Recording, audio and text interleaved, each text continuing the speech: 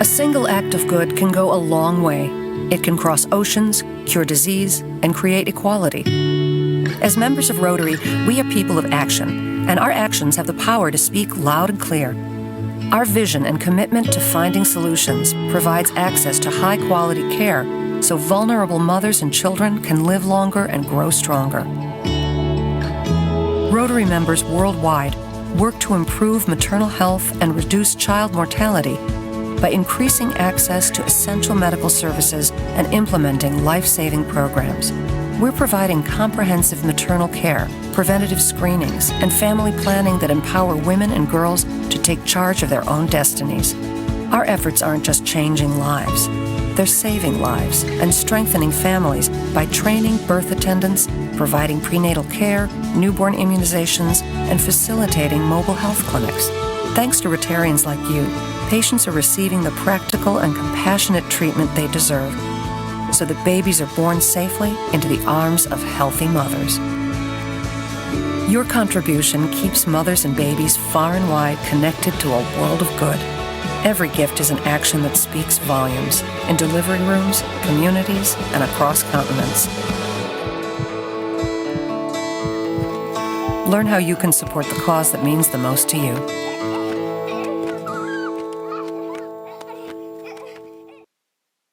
The next area of focus we will be discussing is the maternal and child health. And our moderator for this panel discussion is Tami Nkadimeng. The keynote speaker, however, is our very own District Governor-elect, Dr. Stella Anyangwe, retired WHO African Region Country Representative, who will speak on the topic, Maternal and Child Health in Africa, Unfinished Agenda. Over to you, Stella.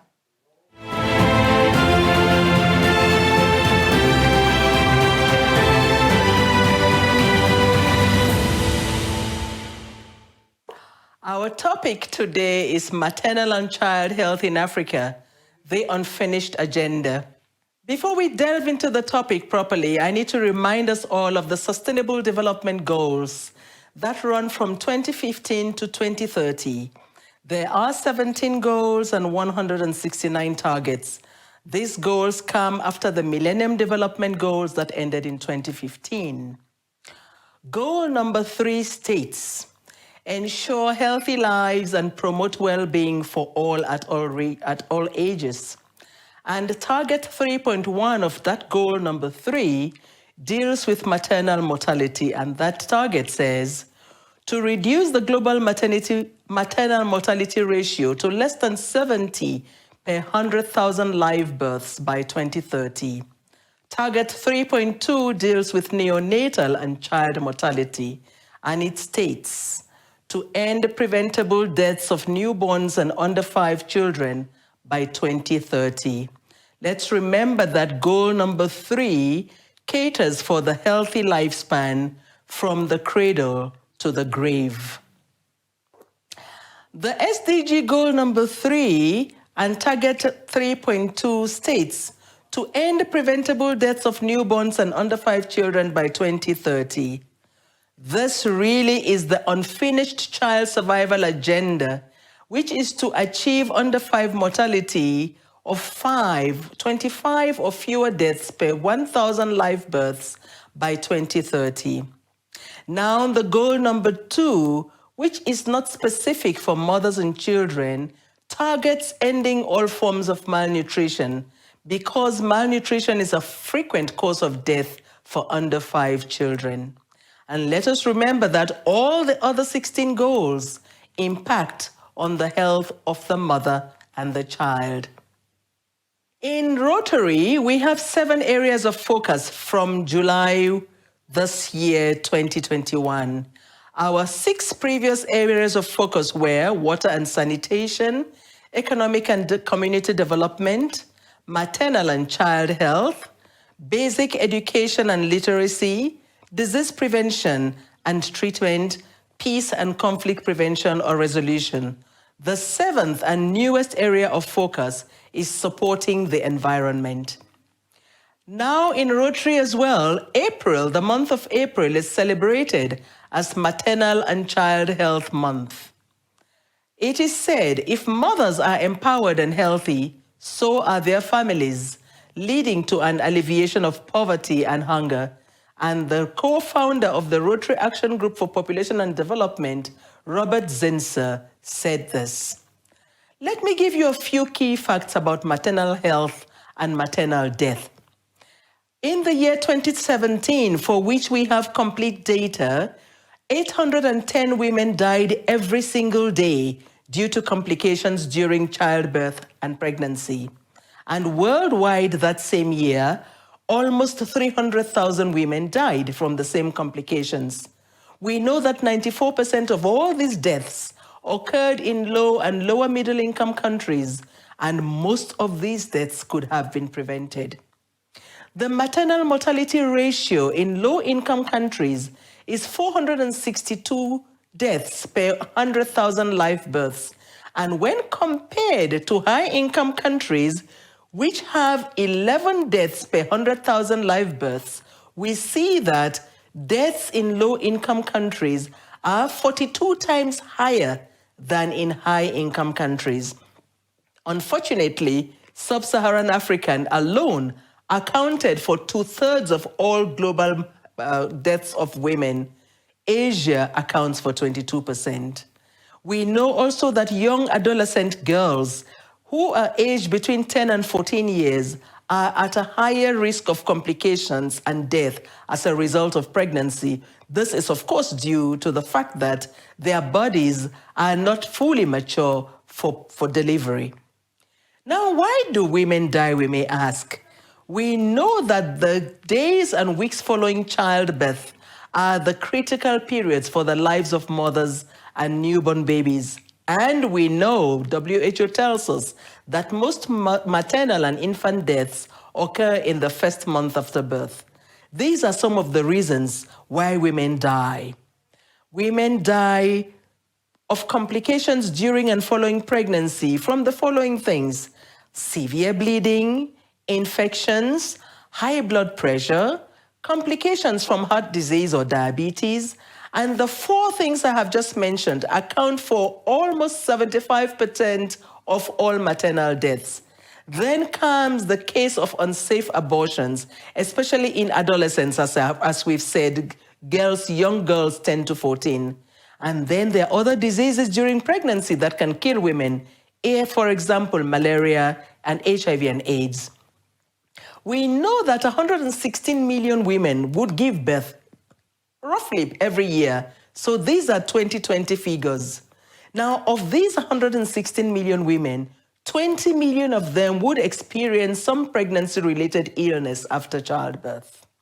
And I've said before that low and middle-income countries, complications from pregnancy and death are the leading cause of death among girls 15 to 19. Unfortunately, we have about 20 million unsafe abortions performed every single year. And a lot of these, over 25% of these, would result in complications. Oh dear, we know that the lack of skilled care is the main obstacle to better health for mothers.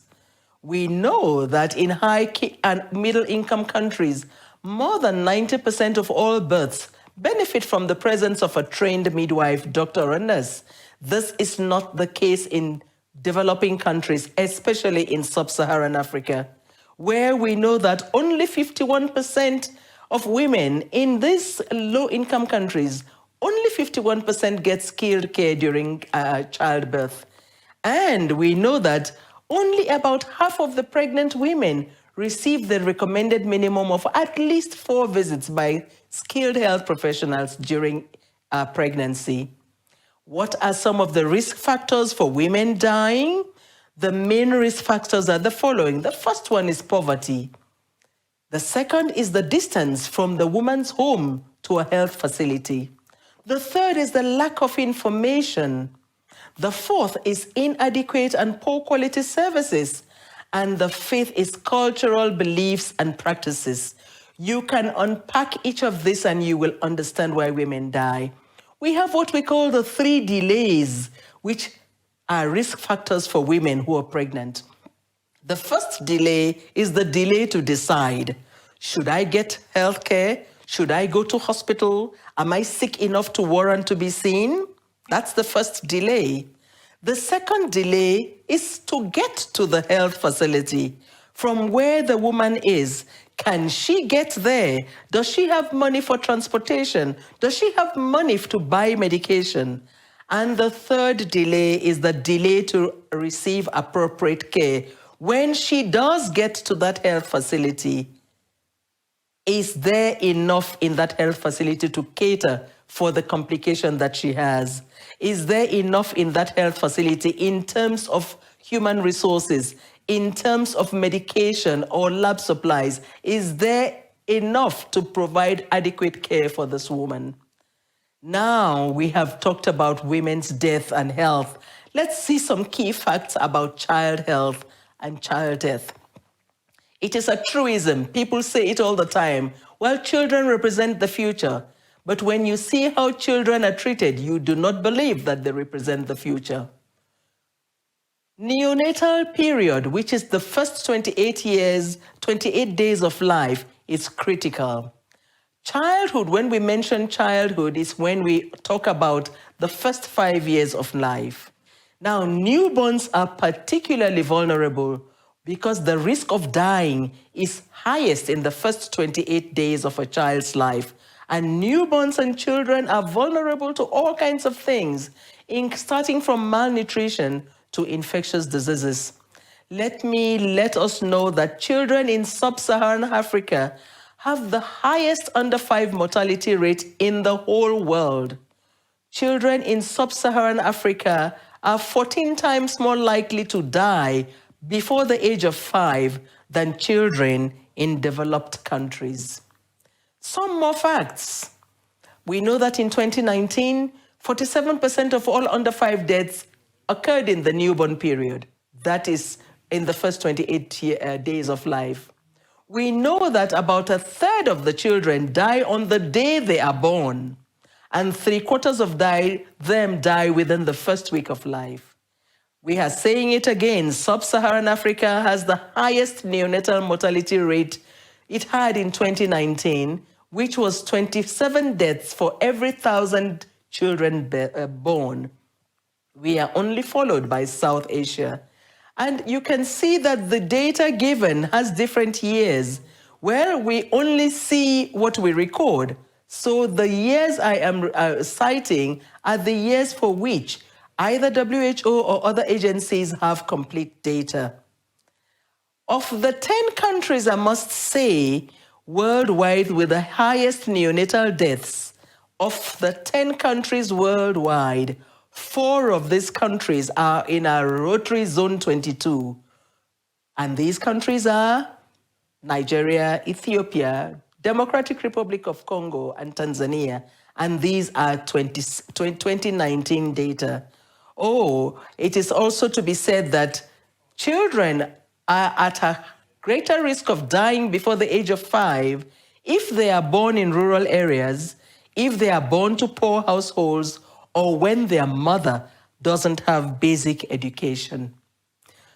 Like we talked about women, why do children die? There are causes of child death in the first 28 days of life. Either they are born prematurely, or they had some complications while they were being born, or they have infections or birth defects. Secondly, there are some childhood diseases that kill children. Measles, polio, diphtheria, tetanus, pertussis, pneumonia from Haemophilus influenza type B, and streptococcus diarrhea due to rotavirus.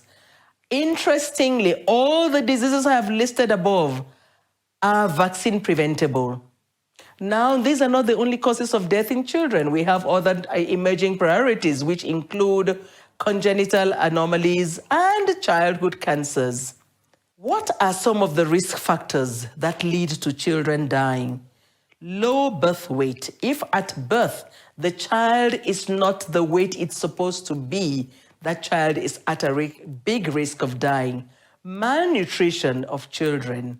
Non-breastfed children, and this is an important factor because breastfeeding is known to be the best feeding for children for the first 6 months of life. Overcrowded conditions are others which promote the spread of disease. Of course, unsafe drinking water, unsafe food, poor hygiene.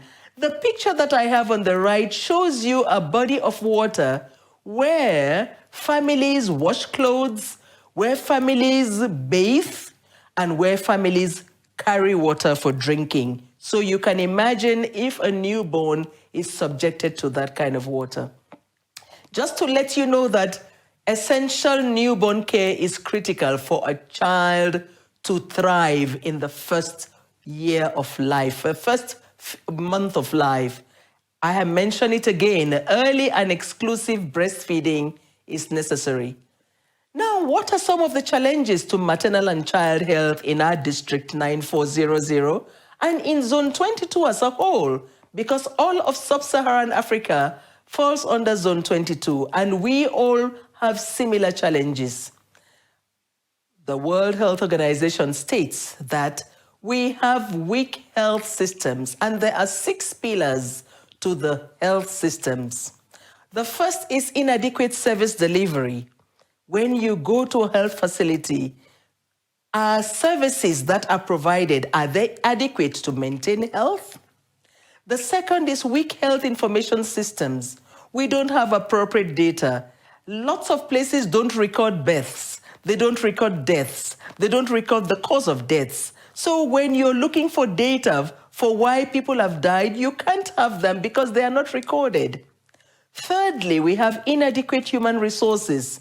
Either the number of human resources is inadequate, or the skills that they have, they are poorly trained, or the distribution of these human resources, where we know in many countries, most of the human resources are centered in the big cities and towns, and you go to the rural areas and there are no people, no health workers.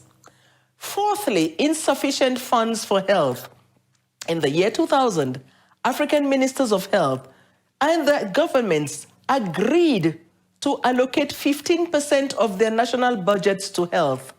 Sadly, in the year 2021, we don't have up to 10 of the 54 countries who fulfill this agreement. Fifthly, inadequate medical products. Do we have medication? Do we have stockouts of vaccines? Do we have enough technology in the hospitals and centers to maintain health? Lastly, but certainly not the least, weak leadership, weak governance. Corruption is prevailing in most of our countries. Monies allocated to health are diverted or used for other things. These 6 pillars of the health system are weak in most of our countries in Sub-Saharan Africa. Now here is where Rotary comes in, because Rotary makes help happen. Rotary does certain things. As a voluntary organization whose motto is service above self, Rotary provides or supports the following: education, not only classroom education, but education of communities about how to make mothers and child survive. We provide support to immunization. You all know about the polio immunization. We've been doing this for over 20 years. Rotary provides or supports birth kits for clean deliveries. In some countries, Rotary even provides mobile health clinics to serve communities. Now, Rotary helps in keeping children alive, and the biggest part of this is immunization. In many countries, especially in our district here and neighboring districts, where malaria is a serious problem, insecticide-treated bed nets are offered. I have a picture at the bottom which shows a man breastfeeding, bottle feeding a child. When a woman cannot breastfeed, bottle feeding is the other alternative, and nothing says that only a woman can bottle feed. Even men and fathers do. Rotary supports sustainable programs. We have just learned of the program of scale for malaria prevention in Zambia for millions of dollars of Rotary. Many countries in our zone and in our zone know about Rotary Family Health Days. action days which provide support, free care to communities which usually would not have access to care. So what are some recommendations for maternal and child health in Rotary Zone 22? We should continue to support the strengthening of all 6 pillars of the health system, especially quality of care. And we must ensure that universal health coverage and equity exists, which means everybody in that country should have access to health care as close to their home as possible. We should support the prevention of unwanted and too early pregnancies, which means we need to have talks with the youth to tell them how to prevent unwanted pregnancies. One time, we should continue with vaccination for children and for pregnant women. We must support adequate and appropriate nutrition. We must support exclusive breastfeeding. And of course, we really need to support adequate sanitation and hygiene. This is one of our areas of focus. The SDGs say, leave no one behind. And Rotary needs to rally behind these SDGs so that health care is provided to one and all. We need to identify underserved communities and marginalized groups.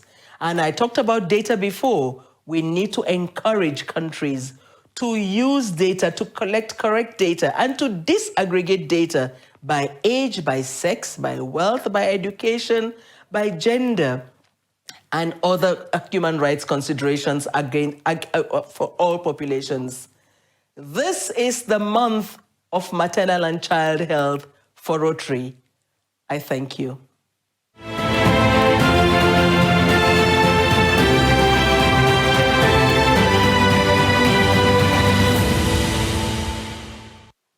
It is often said, an expert on any topic can speak to kings. Stella, thank you very much for this insightful presentation. I know this will be downloaded as well over and over and used in the different clubs. Issues around maternal and child health are extremely important for our future and remain an issue for urgent need to address on our continent. I am proud to welcome a panel of steadfast women who are dedicated to solving this persistent matter. The panel discussion is moderated by our very own Tami Nkarimeng, a message architect, moderator and professional speaker who is best known for her high-graded work in the journalistic approach. Ladies and gentlemen, fellow Rotarians, I bring you Tami Nkarimeng.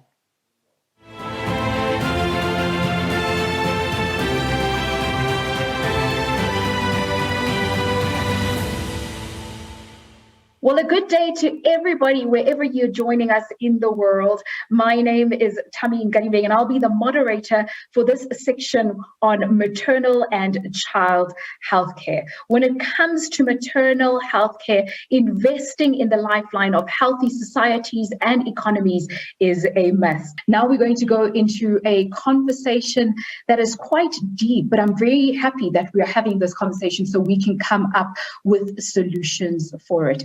An estimated 5.9 million children die each year due to malnutrition, inadequate healthcare systems, and poor sanitation. Now, all of these can be prevented if we start with platforms such as conversations like these and implementation to solutions. Now, of course, the Rotary endeavors to provide high quality healthcare to both moms, women, and children, which allows them the opportunity to live longer and to be stronger. So as Murphy's Law would have it, I'm joined by an all-female cast of panelists today, and we will be having quite a robust conversation. So let's jump right into it. Dr. Samkeliso Dube, how do you think innovation can contribute towards the betterment of healthcare systems? Yes, you are spot on around some of the challenges that are could that continue to bewilder the continent? But we know that digitization and innovation of some sort can actually help spur us into the next phase of our growth. So what is innovation? Innovation is obviously so it's twofold, right, Tammy? You could look at the things that we are doing now, how can we do them better so that we can advance, especially healthcare and the lives of people in Africa? Or we could actually get new things that we haven't invented before and new inventions into the mainstream utility or using them in the mainstream. So I think definitely we are seeing, especially in the advent of COVID-19, we are seeing many innovations, and especially in the digital world, that are spurring access to health, whether telemedicine, whether even new gadgets that actually enable people to do healthcare, especially in a different way. So innovation is the new obviously is the way we could look at how Africa could leapfrog into the next phase of its growth. And it's actually an ecosystem that needs to be created for us to actually get there, Tammy. So we could slice that elephant bit by bit, first by defining what innovation is, and to then say, we know that it would actually spur Africa's growth into the next phase of where we are looking at the Africa that we want. I like that answer that you give about innovation and slicing it up. And I'm going to stay with you, Dr. Samgeliso. Do you think that innovation is directly related to technology in the healthcare system?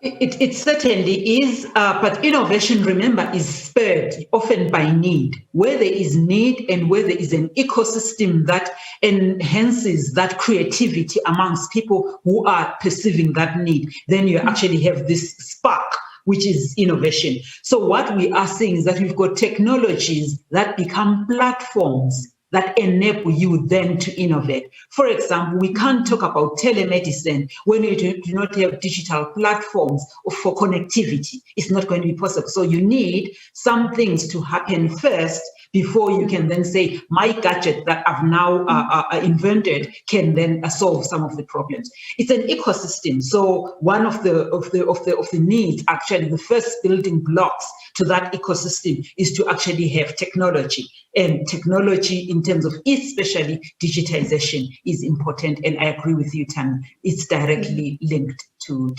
technology. Thank you so much for that. We obviously know that technology can also prove to be a challenge in terms of its accessibility within Africa. I'm going to come to you, Hanan, and ask you this question. What other challenges do you think we have within strengthening the healthcare system in Africa? Let me first thank you for inviting me for this wonderful conference, and thank you for the organizing committee. I am really delighted to be with all my colleagues. And I would like to add to my colleagues, just she said now, digital health or technology or innovation, it needs capacity building. We need to train the healthcare system team to adopt this new technology, these new ideas. Now, with digital health and mobile health, you can reach remote areas. You know, Africa is a countries with wide areas. So and you can't have everything in every small village. So sometimes we do a main system in a capital or in a city, and then we can reach the remote areas with digital health. So training, infrastructure and training, capacity building, raise awareness for the women or for the patient or for population to use this technology and to be aware how to live safe with pure water and or clean water and proper food. So there is a lot of things to be doing as a Rotary usually do. Thank you for that. And now you've mentioned something else that's a challenge, which is training up and above, obviously, the technology that we have spoken about. Mihaja, we have the big bad wolf, COVID-19.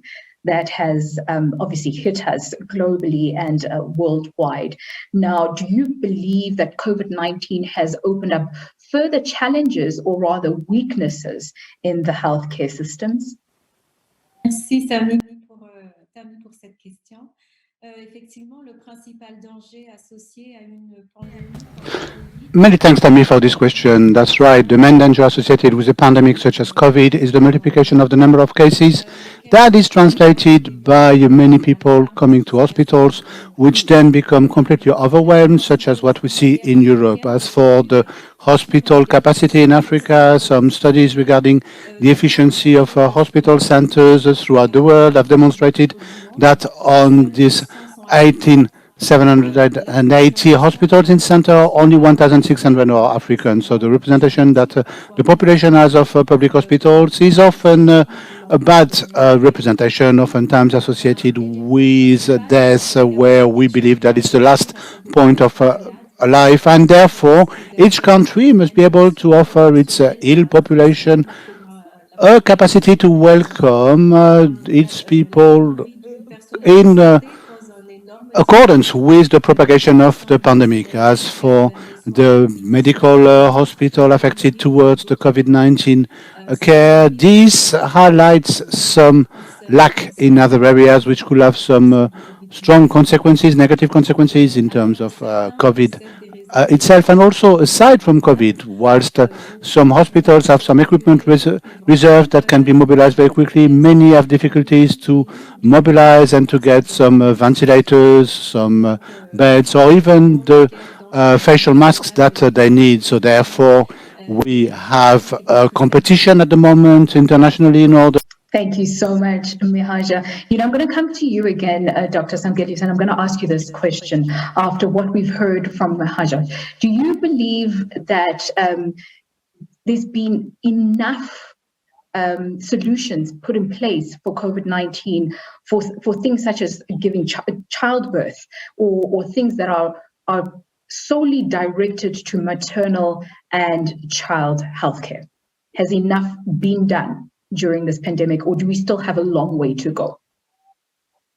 So thank you for that question, Tammy. We know that already we have been struggling behind in issues that are related to child and infant mortality, reducing maternal mortality in Africa. We were already lagging behind. We know that strides have been made. In fact, in some places, since 2010, we have reduced maternal mortality by up to maybe 50% in the Africa region.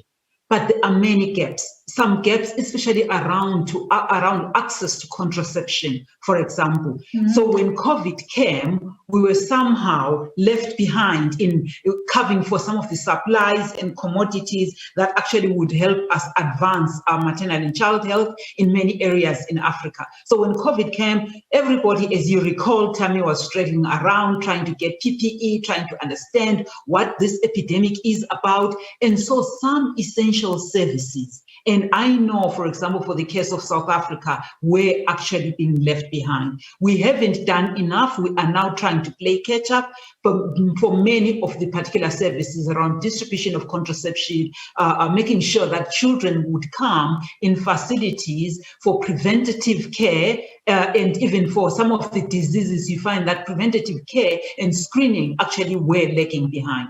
So we caught up that a little bit late, but now many countries and many regions in Africa are playing catch up because now somehow we know what we are dealing with around COVID-19. So we haven't done enough. We certainly need a more hands-on approach that would decide, and intentionally so, Tammy, to bring in back child and maternal mortality matters and issues back to the drawing board and back to the table. I'm going to stick on what you're talking about, the catch-up game. And part of where we lack is the catch-up game when it comes to gender disparity on many levels, and certainly on the healthcare. So, what is it that we can do differently to close the gender disparity? And maybe you can help us, being the CEO of the Nelson Mandela's Children Fund, are there any programs that you are currently running where people can volunteer to contribute towards maternal and child healthcare? Thank you so much for the question. In the work that we do as Nelson Mandela Children's Fund, especially focusing on the first 1,000 days of life of a child, we have been really trying to make sure that men become part of child health, and they are also becoming part of child development. We have run a couple of programs that is really encouraging men to be part of this process. One thing that we are doing, we have what we call a men's forum. This came about when we were doing community dialogues to educate communities about the importance of child health. So out of that, we're having questions from men who are saying, what is that we can do to participate in these initiatives? So what we're able to start with and including them was actually to start having some sort of a dialogue between men by men, where they can actually ask questions and answer as men. And we come in to say what this is the best way of how you can do it. Because here we're talking about child health, we're talking about pregnancy, we're talking about post-pregnancy and looking at things like men accompanying the partner to the clinics, men accompanying partner when she is pregnant to make sure that he understands actually all these processes. So it is very important for men to be part of child development, because in that we were also boosting and giving the child a balanced development in terms of understanding the care, in terms of understanding and being closer to both parents. So I think it is really, really important to have men being part of these processes, and that is what we've been doing as a children's fund in that area. Hanan, I'm going to come through to you again and ask you, how do you think we can measure the progress of healthcare for the short term? Because we need to start short term, and we'll start unpacking the long term and how to check that. But for the short term, how do we measure progress within healthcare systems in Africa? Yeah, I think we first need to use our resources. We need to make use of the diversity. We have a diversity in Africa. So I think by helping, by the Rotary itself, it do a lot even here in Egypt, and I'm sure everywhere I have been in Addis Ababa, I visited in 2010, and I can see the great projects that Rotary do, by fundraising, help women and help societies and even the government. If we speak with the stakeholders, the policymaker can help us and can help the communities. We can learn lessons from other countries,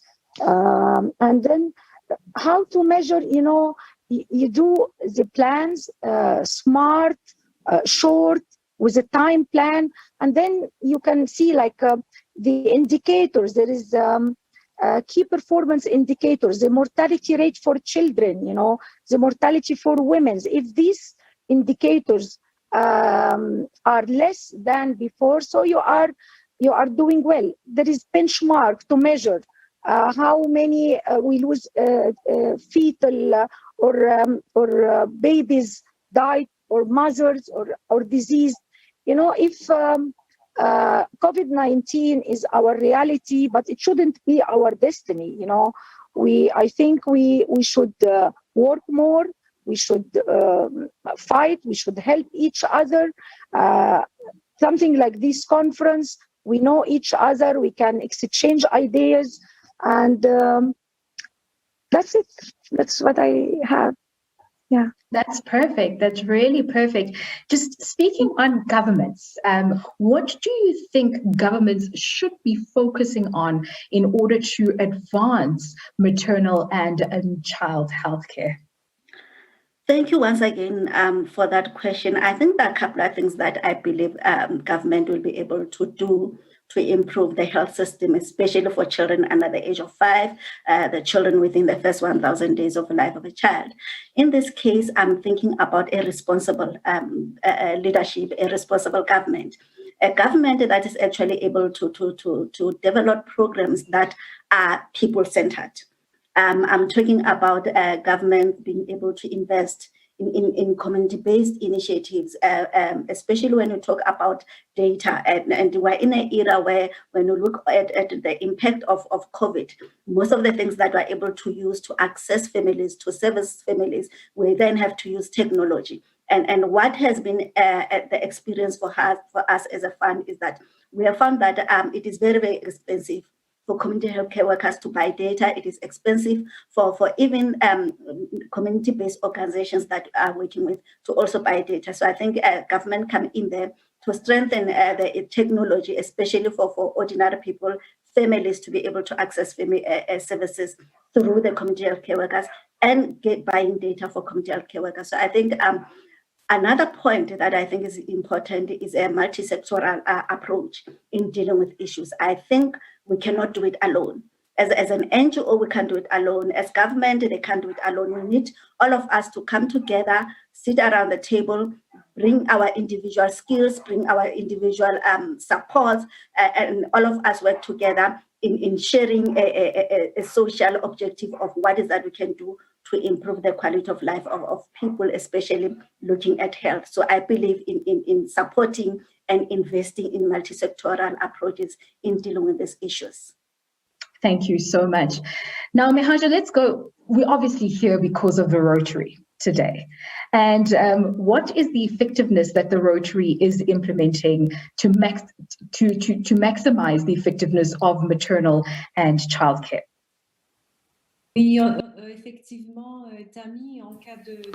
Well, that's right, Tammy. When we have a pandemic such as a COVID, Rotary must mobilize in order to implement very quickly a vaccination campaign, work with the operators in the particular sector of the information technologies so that technology can be at the service of the health agenda, as I mentioned earlier on. And also we can note that I work tirelessly in making sure that contraception means become available. And this obviously necessitates more time to study the impact that can. What advice do you have for Rotarians, Dr. Samgeliso? What advice do you have for Rotarians in Africa with regards to maternal and child healthcare? It's all hands should be on deck, Tammy. And I was thinking that we all ought to be involved in creating the Africa that we want. Every citizen, every Rotarian needs to wake up and know exactly what they ought to do to contribute to better healthcare. So when entrepreneurs come to the Rotarians with a proposal of something that they think could be done in their communities, support doesn't necessarily need to come in monetary forms. At times it's the link that entrepreneur with somebody who has done that before. So creating platforms for linking entrepreneurs who want to do things that actually make a difference where they stay is a one step forward. Another step forward, and to your earlier question, Tammy, around how do we then measure? I believe that every citizen, actually almost every citizen now has got access to some mobile phone or some technology somewhere. We can actually start to track. People spend thousands of hours on social media, yet they could use some of that energy to say, this is the Africa that I want. So if I could say maybe there would be a campaign, I'm a Rotarian and this is the Africa that I want, so I'm contributing ABC. So I'm making sure that my street is safe, my street is clean, I'm making sure, and that is healthcare, I'm making sure my clinic actually has zero tolerance to maternal and child deaths. And for me, that's something that is meaningful. And it says I'm working up to a purpose that is bigger than myself. So I believe by being a Rotarian on its own is actually impetus for something bigger than yourself. And just have those KPIs for yourself to say, I'm going to be the change that I seek. So that's my advice to all Rotarians. I promise you're living in my mind, because I was thinking about KPIs as soon as you said all hands on deck. And I thought, what is the one thing that we would say, we're moving in the right direction? And I'm going to ask you this question. What is the one KPI that when you see that box is ticked, you'd say, we are moving towards the right direction when it comes to maternal and child healthcare? Being healthy, being healthy. I think health care now should be afforded for everyone equal, you know.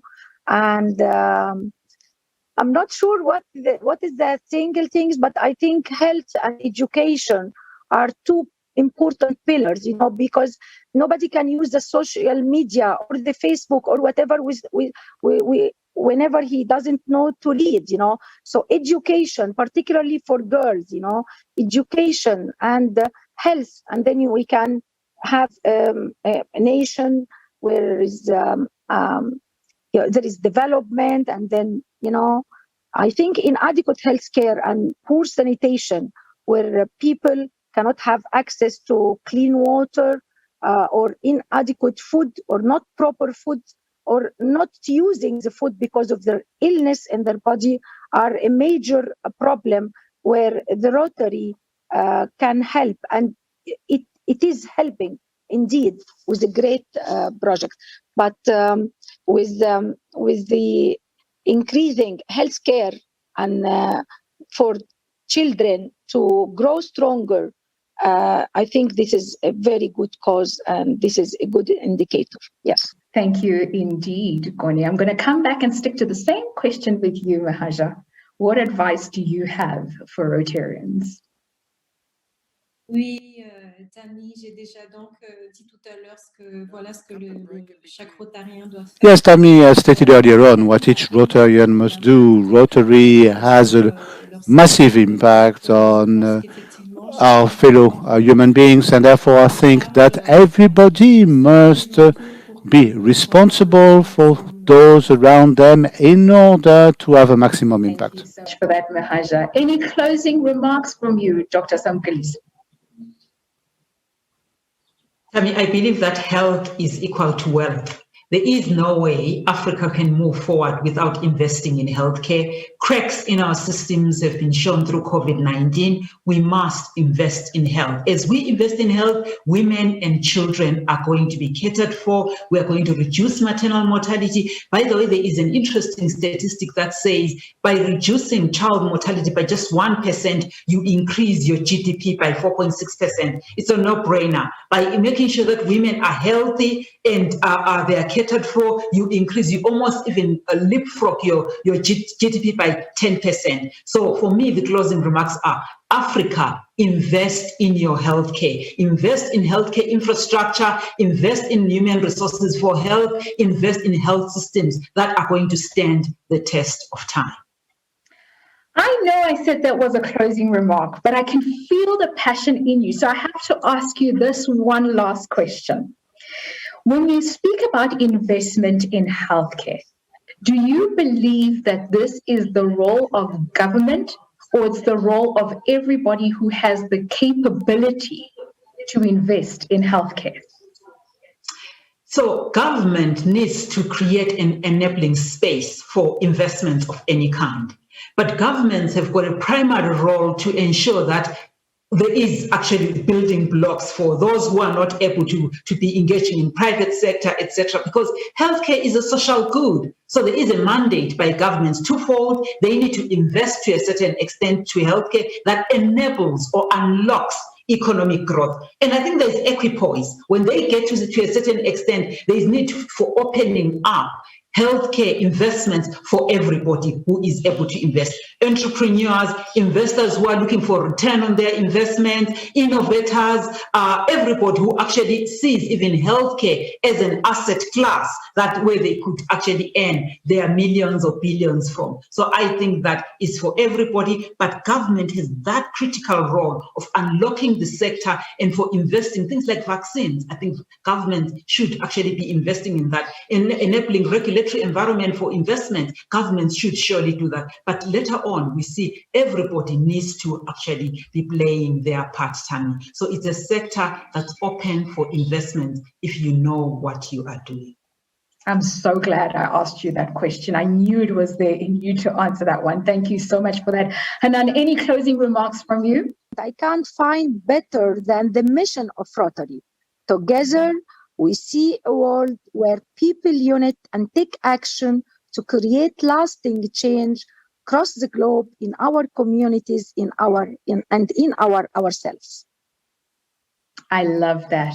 Mahaja, any closing remarks from you? Camille, donc par rapport pour rejoindre à ce qu'a dit docteur tout à l'heure. Yes, Camille, to add to what the doctor said earlier on, that's right. Political deciders must be aware of the utility and the long-lasting impact of their investment. Investments in hospitals can only be useful and sustainable if they are accompanied by supplementary investments in order to cover the ancillary expenses. So therefore, we need to have some expenses covered in that particular. Thank you very much, Mahaja. And last but definitely not least, do you have any closing remarks for us? I believe we are getting there. When you talk about vaccination as a first point, I think we have done so much. And I believe we need to continue to maintain that success rate of over 80%. And we're beginning to really get into prioritizing the importance of intervening at a very early stage when coming to child development. We have learned a lot about the importance of dealing with these issues from pregnancy. So I think we're beginning and having, especially speaking for South Africa, having a program that are dedicated to deal with child and maternal health. It is important, and I think as globally, even with different countries, we're beginning to really putting more efforts, more investment in dealing with these issues. And I see hope. I believe we can actually do it as a country, as a world. Well, there was a lot that we had to learn and listen to, and I certainly hope that it's encouraged you to want to contribute towards maternal and child care within the African continent. If you are really galvanized about contributing towards it, I encourage you to please follow the Rotary website, speak to them about how you can volunteer. This has certainly made me think a lot about the things I can do from an individual perspective, but also from a collaboration perspective. Again, my name is Tami Nkadimeng, and thank you so much for joining us on this section to do with maternal and child healthcare in Africa.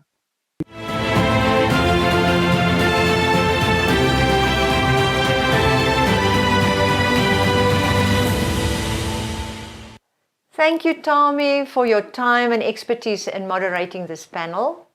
And let's now hand over to DG Maud Baikanyu, and she is also in the medical space and from District 9370. She will lead into the awards and recognition ceremony.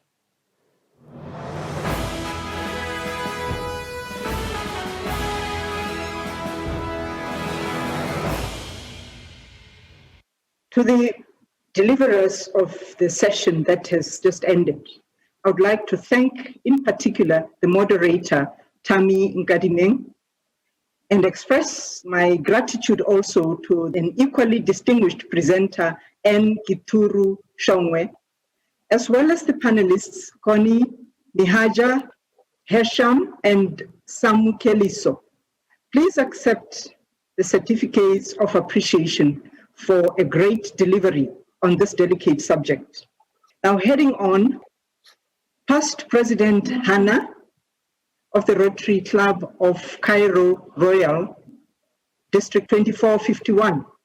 Apart from being a proud Rotarian, she is a distinguished and well-associated doctor in radiology with a bias for early breast cancer detection. The RI District 9400, through its district governor and membership, herewith designate a Paul Harris Award to you as a tribute and applaud to the contribution you have and continue to make towards the health, safety, and pride of your community, as well as the women of Africa and the world at large. And of course, to us Rotarians, male and female, you make us proud. You have stepped out of your professional calling and in the true spirit of Rotary, applied your vocation for the benefit of the indigent women in the fight against the menacing breast cancer. It gives me a distinct pleasure to confer the symbol of appreciation in the form of a 2 sapphire pin This now makes you a Paul Harris +2. Wear this pin as you have worn the others with pride.